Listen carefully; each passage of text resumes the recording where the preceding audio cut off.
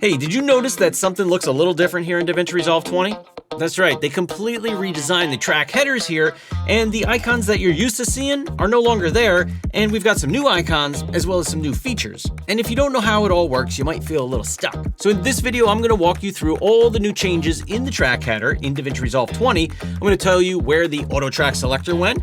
We're going to talk about the new source and destination buttons and how they work. And there's even some new features in there like sync lock that should help you with your edits once you understand how it works. So if you're brand new to DaVinci Resolve, you're going to want to know how these features work in the track header because you're going to use them in every edit. And if you've been around Resolve a little while, you got to watch this too because things have changed, it's not the same, and you want to know how it works. So let's jump in Resolve and I'm going to show you these new updates. In DaVinci Resolve here, I'm in the Edit tab, and let's take a look at the new track headers over here on the left. Now you can change the size of your tracks by holding Shift in your middle mouse wheel to make them smaller or bigger. So you scroll up or scroll down, it's going to change the size of it. But let's take a look at some of the information we have in our new track headers here.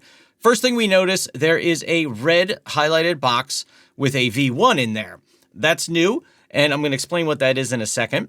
We've got our track lock, which is something that has always been there. We can lock our track so you can't make any changes to it. We have our disable sync lock, which we'll talk about in a minute. And then we have our disable video track. So if I were to hit that, it turns off the whole video track, and then we can't see anything in there. So I'm going to turn on the video track for now. Getting started with the new features here, this right here, this red outlined box. What is that? What does it mean? And what am I supposed to do with it? Well, that is kind of like the auto track selector used to be, right? We used to have that in our old track header, but in this case, now we have this little red box. And if we click on it, we can change it. We can turn it on and off. So when it's highlighted, that means it's on. And for example, if we look on my timeline here where my playhead is, if I hit my cut key, and then if I move ahead here, you can see it made a cut on all of the tracks. But let's say maybe I didn't want to cut the audio tracks, I only wanted to cut the video tracks. So if I undo that, I can turn on or off any of the audio tracks. So for example, let's say I turn off the first two tracks there. I'm going to go ahead and make a cut. And now you can see it only affected my video track. That's essentially what the auto track selector used to do. And this is how you would use that feature now. Now, a little bonus, if you hold your Option or Alt key and click on one of them, it'll invert whatever you have selected. So in this case, I have one selected. If I hold Option or Alt and click on two, then it'll select the opposite. Another nice thing is that you can just click on one, hold and drag, and it'll change all of them at once. And the same thing with the video tracks, you can turn them on or off. And that way, you're only affecting the tracks that you want to affect. If you want to affect all of them, then you would just leave it in its default settings with all of these red boxes turned on. So that is the auto track selector, and that's what it looks like now in DaVinci Resolve 20. Now going along with this red box right here, you might notice that if you were to click on a file in your media pool, for example, if I click on this one and I bring it up in my viewer here, you're going to see a whole nother set of boxes, a bunch of blue colored boxes right next to the red colored boxes. Now what these blue icons represent is what is selected in your media pool. And most of the time that's going to be what's in your source viewer. But if I were to select something different, not double click it, but single click in my media pool here, you're going to see we only have V1 and V2 right here. If I select on this other clip, you can see we have V1, but then we have A1 through A6. So what this is showing you is that my clip that's in my media pool right here has one video track and 6 audio tracks associated with it.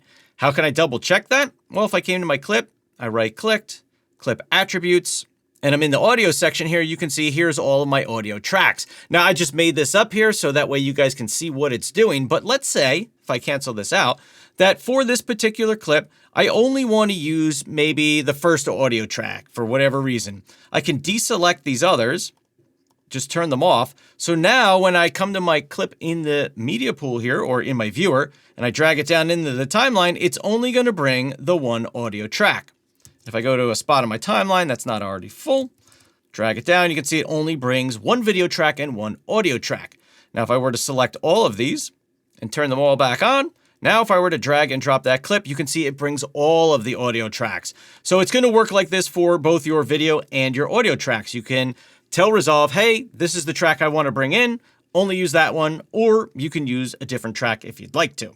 So the blue ones are looking at the file that's in your media pool or in your viewer right here. Now, if I don't have anything selected in my media pool, or if I were to double click over here by my bins, you'll see they all disappear because I don't have a clip selected. Select that clip, and now we're going to see all of the tracks available built within that clip. And we can also change the order of where these things will fall. So if I were to delete this clip, and let's say I want the video from my source file to go on the track 2, and then I'm going to turn off all those, but I want to maybe move track 2 from my clip, put it on these 2 tracks on track 3 and 4. By using these, we're telling Resolve where we want this file to go if we were to use any of the tools right here in our toolbar, or if we dragged our clip over top of the timeline here, we did say, for example, an insert. You can see it put it on track 2 right here, and then it put our 2 audio tracks onto A3 and A4. So it's a really handy tool if you work with files that have more than one audio track, for example, associated with it, or if it's maybe a compound clip or something like that that's got multiple video tracks in it and you just want to use a specific one, you can select that with these buttons right here.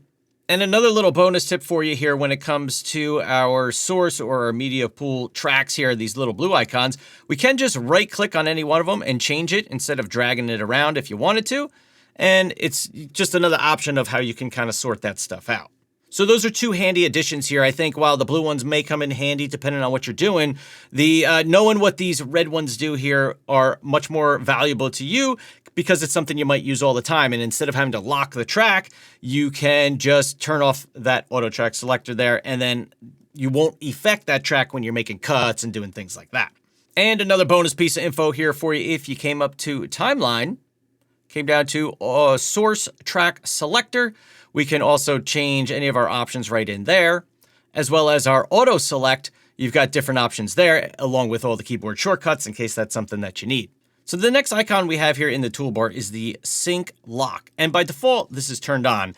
And what this is going to help with is making sure that your clips either ripple delete and stay in sync, or if you don't want them to stay in sync, you can turn that off on an individual track basis. So for example, in my timeline, if I have a video clip and 2 audio clips, and maybe I want to make a cut on the audio clips, if I have all the track selectors turned on, like you see right now, they're highlighted, and I were to ripple delete a cut right here, and I only have those 2 tracks selected, so that should be all that gets affected, I can ripple delete it, and you can see it keeps all these in sync, right? It's going to go ahead and ripple delete those as well on the video tracks. So if I undo that, and now if I wanted to, select these again, and if I turn off my sync lock, now it's going to go out of sync when I ripple delete this. So if I hit ripple delete, you can see now we're off by 4.24 seconds, or 4 seconds, 24 frames. So while it may not be something you want to use on like a piece of dialogue and video clip like this, maybe if you've got some other kind of B-roll clip and you either do or do not want it to be affected by ripple deletes and ripple edits, then you can turn that on and off. So when this is turned on right here, it ripples with other tracks, and when it's disabled, so if we were to turn it off like that, and it's not highlighted, it works as like a solo on the track, and it does not ripple edit operations on other tracks. So that one can come in real handy if you're doing a lot of ripple cutting and deleting and stuff, and you don't want certain things to move when you're making those ripple cuts on other parts of your project. Another thing that looks a little bit different here when it comes to the track headers is the name. So we've got our video 1, video 2. You could still double click in there and change it to whatever you want.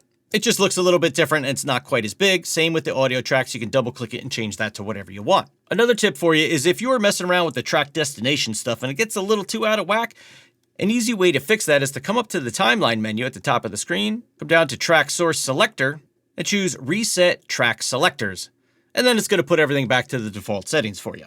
So now that you understand the new track headers here in DaVinci Resolve 20, you should be off and running. Go ahead, create your projects, and go make something awesome. If you have any questions on any of this, I'm happy to help you out. Drop me a comment. I'm pretty good at getting back to you fairly quickly. Try to stay on top of that for you in case you get stuck, but happy to help you out if you need it. And a shameless plug for myself here. If you're looking to learn how to edit your audio to make it sound awesome, I got a course for you might be interested in. Audio Essentials for Video Editors in DaVinci Resolve. Going to teach you all the basics, everything you need to know.